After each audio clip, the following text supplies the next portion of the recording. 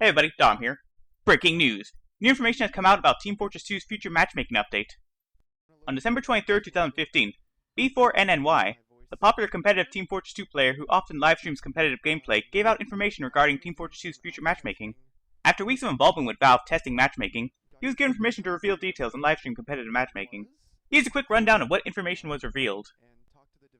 In terms of philosophy, Valve sees built-in matchmaking as a way to bridge the gap between players who only play public games and the competitive scene. Right now, competitive matchmaking is really early in development. Valve is testing things such as server stability over things like weapon balance. Much of the user interface in place now is placeholder. When it comes to suggestions and changes, Valve's open to feedback and making reasonable compromises.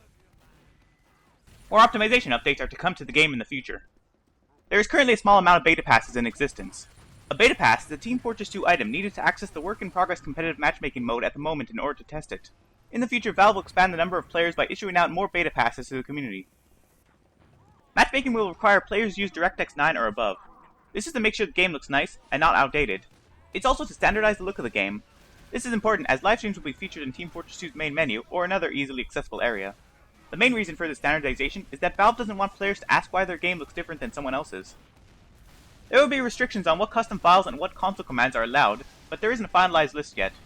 This will affect the customization of Team Fortress 2, but not to a largely detrimental degree. In general, commands that can cause game instability or make the game look wildly different will be restricted.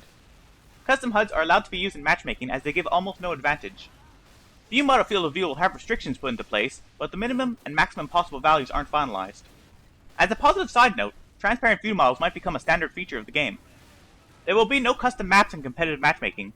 Instead, existing maps will receive updates to work better or be more balanced in competitive play.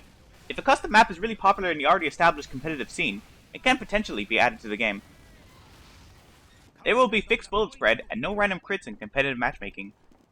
There will be no class or weapon bans. Instead, Valve intends to continue updating the balance of weapons.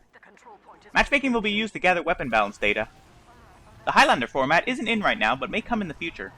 Highlander is what it's called when it's 9 players versus 9 players and every player on a team is a different class. There will be a rank system. Simply winning a match increases a player's rank, while losing a match lowers a rank. Statistics aren't class-specific or format-dependent. If a player leaves a match, for example due to a crash, they can rejoin. The penalty of often purposefully leaving matches is having a lower priority in the matchmaking queue. A menu option will be added to allow players to change their interpret in-game. This is just a quality of life change, as it's currently possible to change interpret with console commands. In addition, restrictions will be imposed on the minimum and maximum possible values.